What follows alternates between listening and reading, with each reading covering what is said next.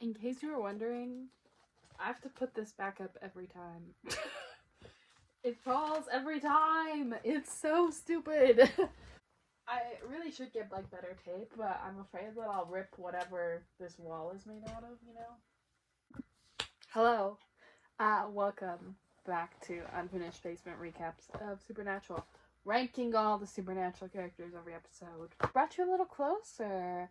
We're getting up close and personal, you know, like I've introduced myself. We're kind of, I feel like now we can share this space. At first I didn't trust you, but now you can be a little closer. Oh, so I dyed my hair. It's fine. Anyways, and today we're wearing a Muppets shirt. Oh, do you see all the Muppets? So cute. It's today. It's the middle of the night, in case you're wondering. And I feel like that is only appropriate for the supernatural vibes.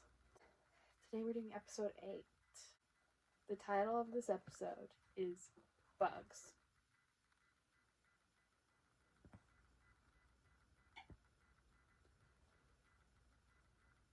Illuminati. This episode is literally the scariest episode in the whole series, I think. I think that this is the worst. Like, this is the worst.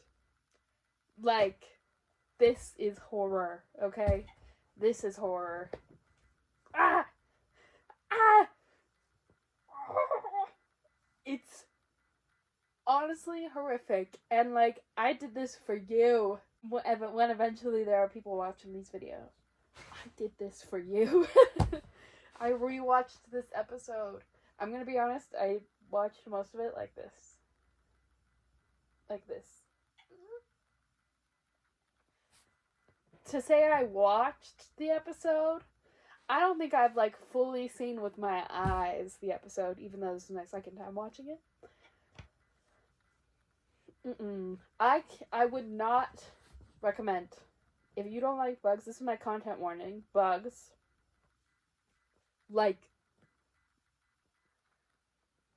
I cannot express how many bugs. Oh, it's awful. Like, genuinely so bad. Like, I can't. It's so bad. Don't watch the episode. Please, I'm begging of you. I mean, unless you're, I don't know, unless you've got, like, a bug thing. I don't need to know about that. You keep that to yourself. So, during this recap, be prepared for me to be completely and utterly disgusted throughout.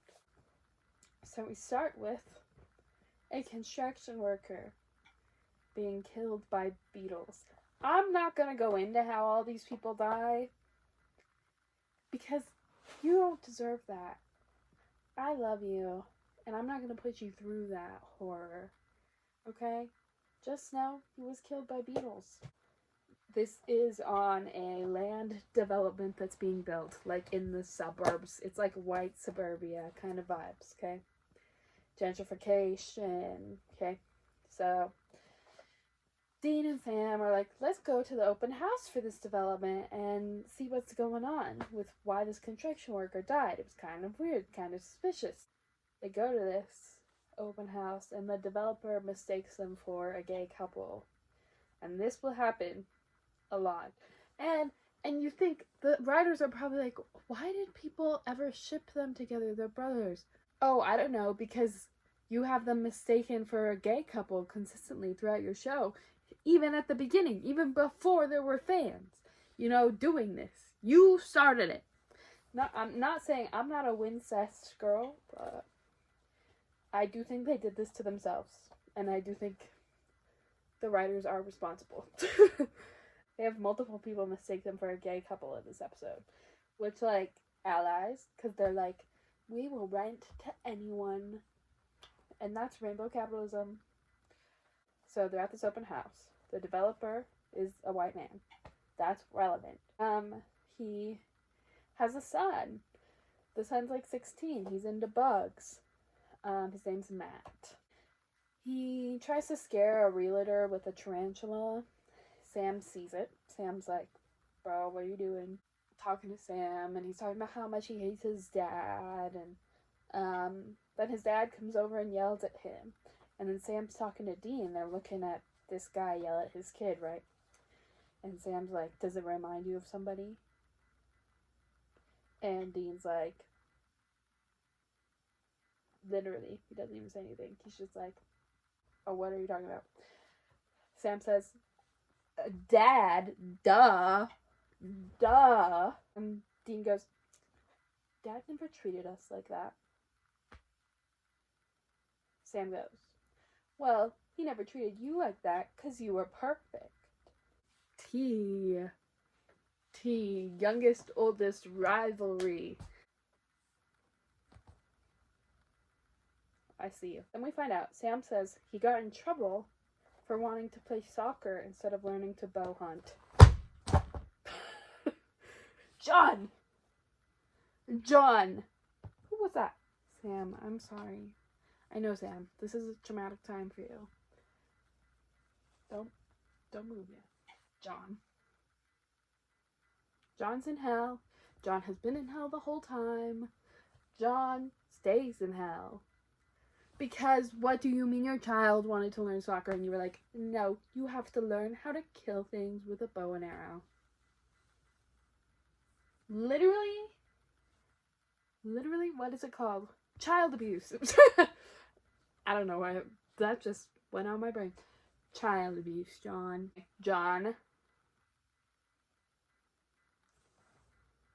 Boo. So anyway, we're Team Sam right now. Because then Dean's like, well, you kind of deserved it.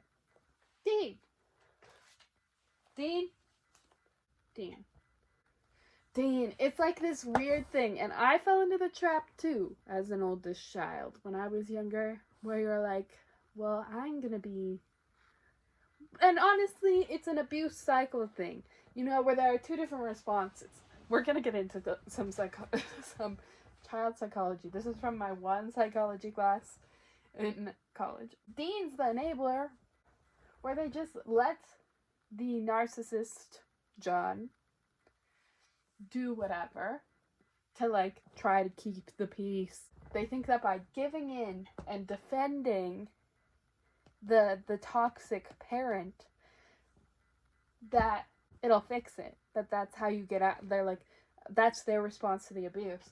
And then there's, like, the problem child or whatever that's like, that rejects the abuse. And Dean is siding with John, you do deserve to be behind the couch, but for visual purposes, you're going to be here. Anyway, Dean is siding with John, with the abuser, which is like a reaction, a normal reaction to abuse, but like not a good one. Not a good one, because then you become part of the problem. If you enable the abuser, you become the abuser too. That's my rant. Sam, don't give up. Mary! That's my John impression. Now that we've dissected their family dynamics, they find out there was a surveyor that was killed by bee stings, like, a while ago. They're like, there's no ghost activity. They decide to squat in an empty house on the development. And a realtor is killed by spiders on the development. She's living on the development. So then Sam and Dean decide to talk to Matt and see what's going on. Matt knows about the bugs. He's into the bugs. So he's like, there's something going on with the bugs. And they're like, yeah, there is something going on with the bugs. While they're talking to Matt talks about being like the freak son. And Sam's like, I get you. And Dean's like, bro, don't do this, Dean. Don't invalidate Sam's experience, okay? Just because it was different from yours. Hell. For Dean. If he wasn't already here, he'd still be here. Matt says the bugs are congregating on the land development. Dean, bug warning. Dean digs through a pile of worms.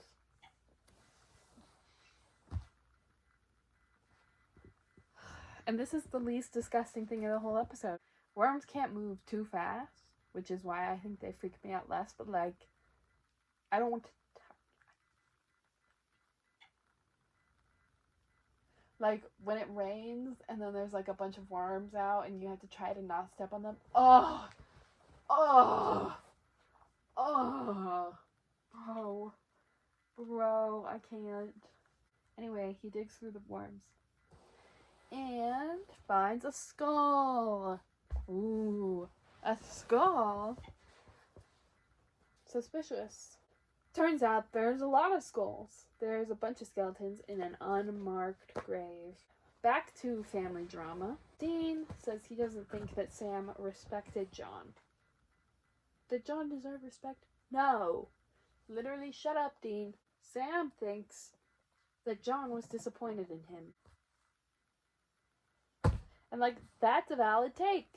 That's a valid take. Sam says most people would be proud if their child got a full ride scholarship. Not kick them out of their house. Sam. Slay, diva. Correct. Correct. This literally... He's the worst. He's the worst. He's the worst. I hate John. I was like, the first time watching this through, I was like, this cannot be. I can't. Like, my body was just like, I hate this man so much. Like, he's the worst villain of them all. Then Dean says, John wasn't disappointed in you. He was scared. He wanted to make sure you were safe. Boo! Boo! I don't... Bro, we're not... Dean! Here's Dean again, enabling the abuse of his father, justifying it, saying it was okay. No, disagree. Dean says, are you even ready? I don't think you're ready for this. If you think I hated John before this episode, and I did, the hatred is about to grow.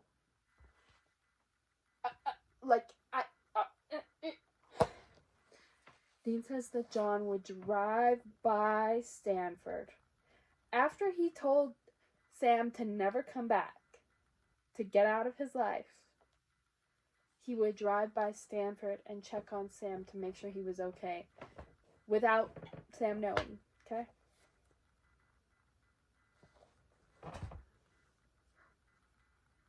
Like, you aren't the reason you're not talking.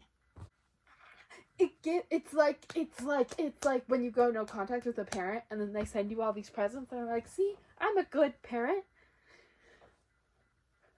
Bro, you're the reason.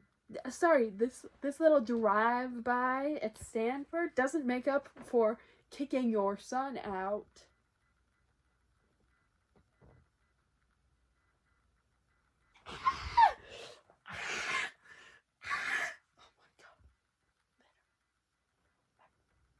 I'm infuriated. Is that a word? That's a word. It infuriates me. Like, I feel like I'm about to explode.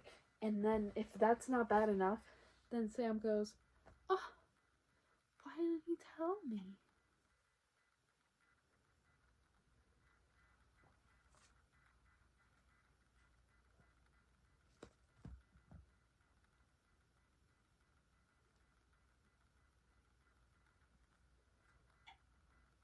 This isn't cute. This isn't sweet. This is manipulative. He's doing this to manipulate you and to manipulate Dean into thinking he's a good parent when he's not. And manipulate everybody else too. Thinking, oh, look, I'm a good parent. Look at me do this meaningless gesture when I kicked my son out and told him to leave and never come back.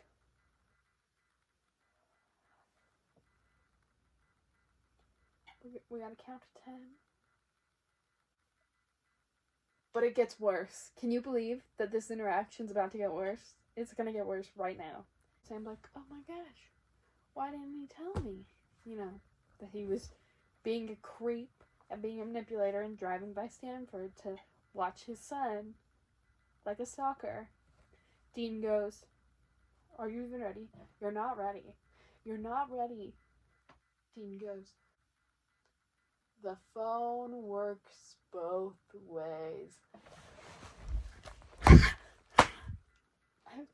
There are other people in this house. I need to calm down. It's like 1 a.m. or something. If you know, you know. But let's just take a moment. Parents and children are not equals. It's not an equal relationship. It's not a friendship of two people of the same age. It is a parent and a child. The parent chose to have the child. In most cases, obviously, some people are forced to have children, and that's another discussion about fascism and reproductive rights. But anyway, and capitalism. Okay, we're gonna stop. The child did not choose the parent. The child did not choose to be born. And actually, it's the parent's responsibility to take care of the child, to be a parent. The child has no responsibility to the parent. The child didn't choose to be in this relationship, okay? The parent is responsible. Also, the person in a relationship, even, let's pretend it's not a parent-child relationship. Let's pretend it's a friendship. If one of the people in the friendship goes, I never want to see you again, get out of my life, you're not going to say to the other person, oh, well, the phone works both ways. You should have called them. It's your fault. It's your fault that you don't have a relationship with them. When they explicitly ended, John ended the relationship. John ended it. And now Dean's like, well, it's your fault. Yeah, Dean. Yeah. Be ashamed. Hell enabler. I think that's the worst of it. So I'm going to be calm now. Yeah, I wrote in my notes. You can see hell. They found out that all those skeletons, if you remember what we were talking about, the skeletons in the unmarked grave, they were Native Americans from the Yuchi tribe. So they go to the reservation to figure out what's going on.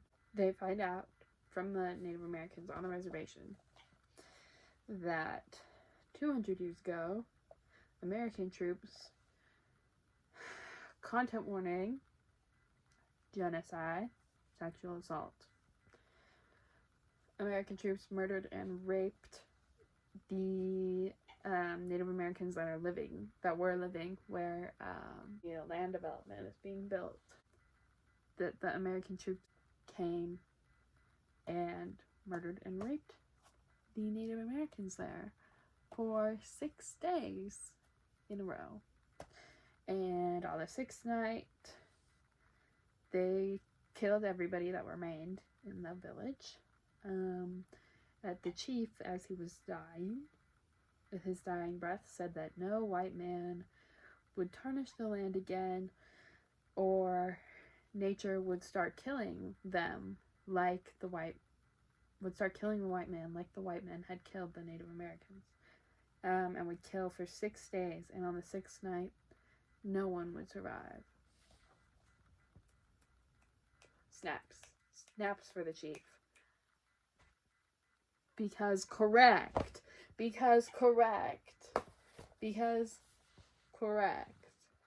So, yes, a history moment on the horrific treatment of indigenous peoples. This came out in 2005.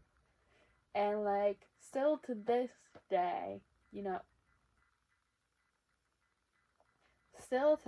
day, we are finding unmarked graves, like they found in this episode of fictional television in 2005, full of indigenous people who were murdered by white colonizers. Yes, it is also at this time a good plug for Free Palestine, Free Sudan, Free Congo, free all victims of genocides that are currently occurring, because we may not have been alive to stop the genocide of indigenous people in America, but we're alive right now, and there are indigenous people in Palestine, Sudan, and Congo, and many other places. Hawaii, Haiti, Puerto Rico, like all these places that are like suffering at the hands of colonization and white supremacy and capitalism. Get involved, say something, do something. Back to the story. On such a light, happy note, this is a curse cast by the chief. And Sam's like, well, how do we break a curse? And Dean's like, you don't break a curse, you get out of its way. First of all, Sam, for suggesting you break this curse, how? Because this is a good curse. This curse, if the curse had a drawing, it would be Slay Diva. Because